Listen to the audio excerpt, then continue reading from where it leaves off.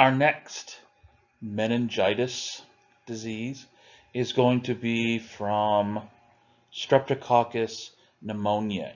Okay, we're going back to a Streptococcus, our gram-positive cocci. This is our most frequent cause of community acquired. You're getting this out because you're being exposed person to person. This is one that we're going to be finding out there. This one you'll hear referred to as pneumococcus. The Neisseria meningitidis from the last lecture, that was the meningiococcus.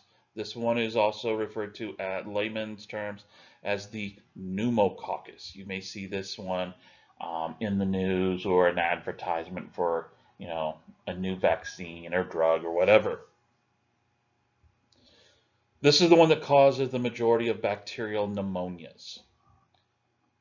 I know you're sitting there thinking, wait a minute, we're supposed to be talking meningitis. Why are you bringing up pneumonia?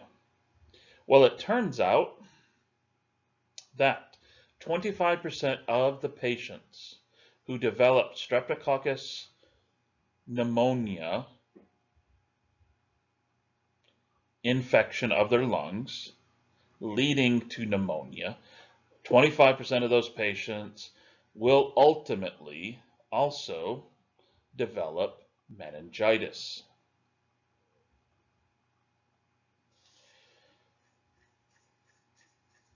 For these patients to get pneumonia with strep pneumonia and then get meningitis, they have to have some underlying complication. Immunocompromised, smoker, which means they have damaged lung tissues to begin with, things like that.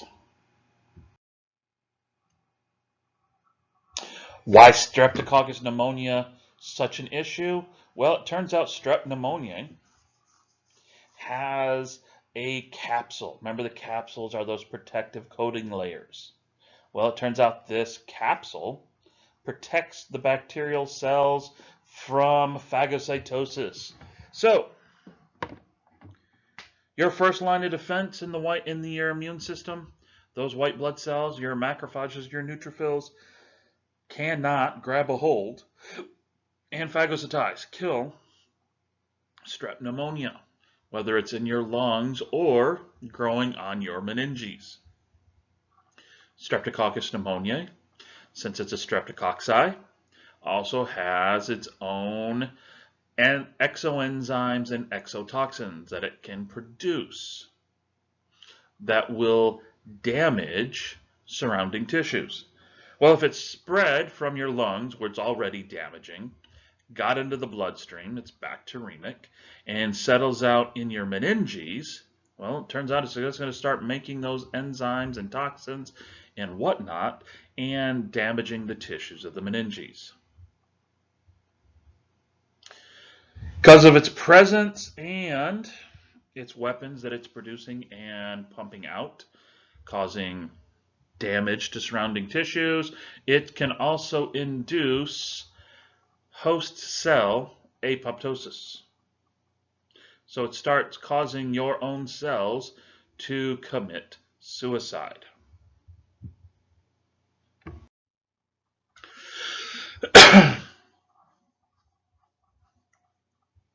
The penicillin that we could use with Neisseria meningitidis has absolutely no effect on strep pneumoniae.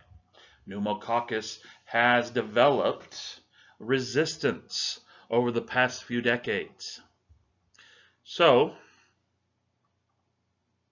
initial treatment is going to be vancomycin and ceftriaxone, chemical cocktail, an antibiotic cocktail, hoping that they can come up with something that will be able to stem the growth of the bacteria, slow down the growth, if not actually be bactericidal, at least be bacteriostatic to slow down the growth, slow down the progression of the disease, to allow the immune system to catch up. Since this is such an issue, so prevalent out there, in the population, we have 2 vaccines that are available. Prevnar, which is part of the childhood, which is now recommended to be part of the childhood vaccines. This is one of those that is, can't remember if it's actually required by some states or if it's recommended for, childhood or school-age children. We also have one that's recommended for adults.